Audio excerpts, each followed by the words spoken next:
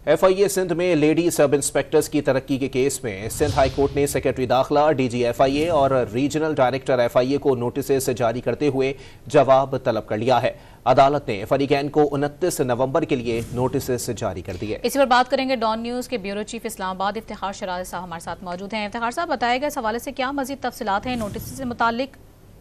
जी, FIA Sindh की 5 ladies assistant sub inspector थी जिनकी प्रमोशन सब इंस्पेक्टर के लिए होना थी, और ये वो हैं कि जो 2023 में भर्ती हुई और उसके बाद इनको 2000 हम कह सकते हैं कि 16 में एक तरह से ग्रेड 14 के अंदर एक तरह से इनको इनकी सीनियरिटी को तस्लीम कर लिया गया।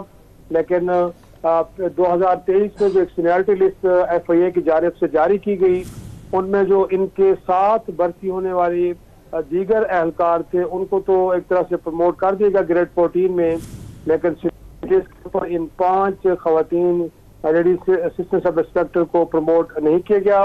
और इसके खिलाफ इन्होंने फिर DG FIA को एक दरख्वास्त भी दी 7 माह पहले, गोया कि फरवरी के महीने में, लेकिन उस दरख्वास्त को भी नहीं सुना गया, जिसकी बुनियाद पर वो सर्विस ट्रिब्यूनल की तरफ भी नहीं जा सके ताकि उनको रिलीफ मिले।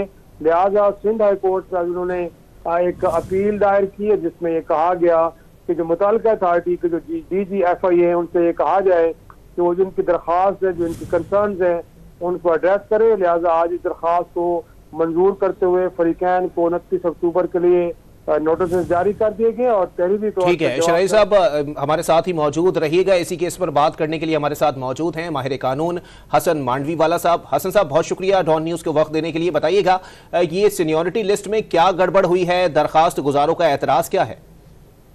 देखिए सर, ये एक बहुत अहम केस इसलिए है क्योंकि इसमें 4 कानून इन्वॉल्व होते हैं। ठीक है, सबसे पहले हमारा जो कॉन्स्टिट्यूशन है, हमारा जो आइन है, उसका आर्टिकल 25 कहता है कि हर किसी के राइट्स इक्वल होने चाहिए, कोई डिस्क्रिमिनेशन नहीं होनी चाहिए सेक्स की बेसिस पे। ठीक है, तो ये केस का पूरा मौक़िफ़ यही है कि जो खवातीन है FIA की, उनकी अपॉइंटमेंट हुई थी 2003 में।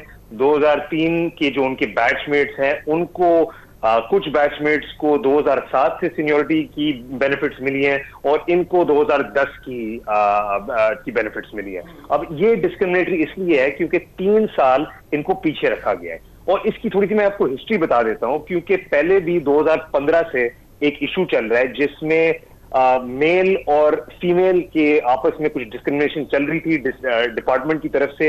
हुआ यह था कि मेल असिस्टेंट सब इंस्पेक्टर्स ने एक FST में केस फाइल किया। उनका कहना यह था कि अलग अलग सीनियरिटी लिस्ट होनी चाहिए। ये पूरा मैटर FST से गुजरा है, सुप्रीम कोर्ट से भी गया है और फिर वापस FST में आए। और इसमें कोई कोई बड़ी आस्क नहीं है। कोर्ट से सिर्फ ये हमारी रिक्वेस्ट थी कि इक्वल ट्रीटमेंट दिया जाए।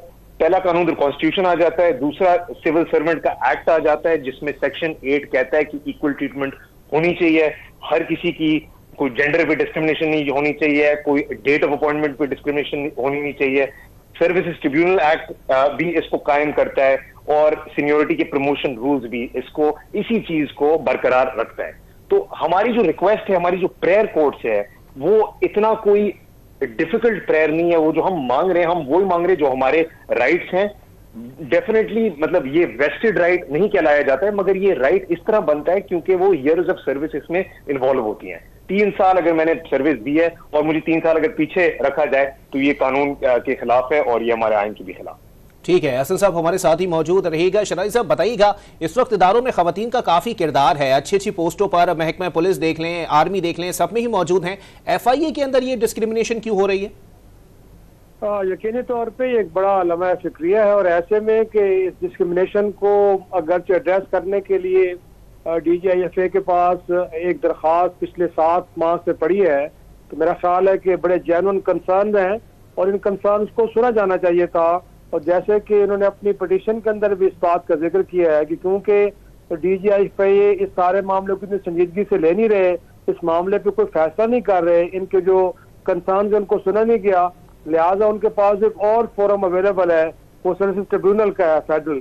गोया कि वहां पे जाके मुमकिन तौर पर उनको रिलीफ मिल सकता है, लेकिन वो सूरत में मिलेगा कि जब DG FIA इस मामले पे अपने कोई फैसला सुनाएंगे। तो मैं समझता हूँ कि ये डिस्क्रिमिनेशन को दूर करना बुनियादी तौर पे इदारों के सरबराहों का ये काम होता है, लेकिन अगर वो इतनी ताखीरी और हरबे इस्तेमाल करेंगे या इन चीज़ों की इतनी अहमियत नहीं देंगे तो यकीनी तौर पे फिर जो खवातीन एहलकार हैं वो पहले ही बहुत सारे मसाइल झेल रही हैं, और साथ में अगर इस तरह की डिस्क्रिमिनेशन होगी तो इससे इदारों की कारकर्दगी के ऊपर भी बड़े असरात पड़ते हैं। जी बहुत शुक्रिया। ब्यूरो चीफ इस्लामाबाद इफ्तिखार शिराजी और माहिर कानून हसन मांडवी वाला साहब हमारे साथ मौजूद थे।